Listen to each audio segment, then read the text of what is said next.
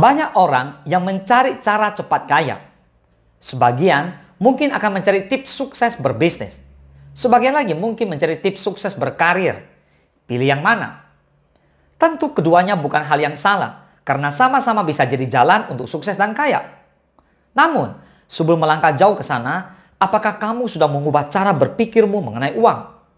Sebab sebanyak apapun uang yang kamu miliki, akan habis sia-sia apabila memiliki cara berpikir yang salah. Setelah kamu meluruskannya, otomatis uang bisa datang padamu tanpa kamu perlu melakukan banyak usaha. Penasaran? Seperti apa caranya? Let's talk about it!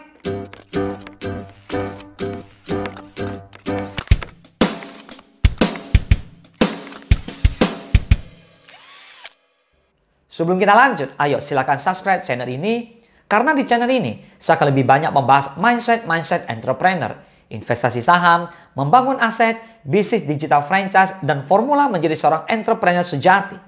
Yang pertama, tambah pemasukan atau kurangi pengeluaran.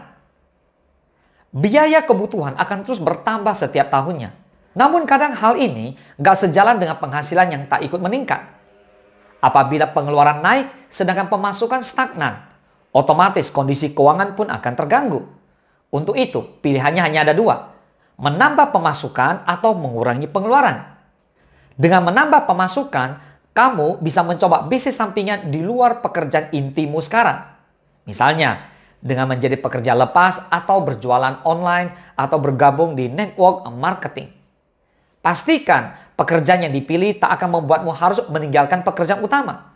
Sedangkan dengan mengurangi pengeluaran, artinya ada beberapa pos yang harus ditekan. Jika sebelumnya pengeluaran untuk entertainment jumlahnya 10% dari penghasilan bulanan, kurangi menjadi 5%. Begitu juga dengan pengeluaran lainnya yang tak akan mengganggu kehidupanmu jika jumlahnya dikurangi. Yang kedua, simpan uang di instrumen investasi, bukan di tabungan. Dulu menabung memang bisa menjadi salah satu usaha cepat kaya. Namun sekarang uang yang hanya disimpan di tabungan hanya akan tergerus inflasi sehingga nilainya berkurang seiring waktu. Cara yang lebih efektif adalah menyimpan uangmu di instrumen investasi. Yang ketiga, mengedepankan kebutuhan bukan gengsi. Tak dipungkiri yang membuat biaya hidup menjadi mahal adalah gengsi. Seiring dengan bertambahnya gaji, gaya hidup pun ikut meningkat. Kalau dulu kamu hidup lebih sederhana dan secukupnya, kini kamu rutin makan di mall, belanja pakaian dengan label desainer ternama hingga liburan ke luar negeri. Tentu hal ini sah-sah saja, selama penghasilanmu masih cukup untuk kebutuhan sehari-hari hingga untuk investasi. Tapi kalau kamu sampai harus hidup sengsara setelahnya atau bahkan berutang hanya untuk menuruti keinginan konsumtif ini, artinya kamu sudah mengedepankan gengsi. Yang keempat, hanya berutang untuk hal yang produktif. Utang memang bisa mengatasi masalah keuangan. Tapi bagaikan pisau bermata dua. Utang malah bisa menimbulkan masalah baru jika tidak digunakan dengan bijak. Untuk itu, pastikan bahwa utang yang timbul adalah utang produktif, bukan konsumtif. Utang produktif adalah utang yang menghasilkan nilai tambah, seperti rumah yang nilai jualnya akan bertambah, atau kamu membeli laptop untuk berbisnis. Sedangkan utang konsumtif, misalnya kamu membeli tas bermerek hanya untuk mengikuti gengsi. Yang kelima, manfaatkan promo. Teknologi memang seperti pisau bermata dua.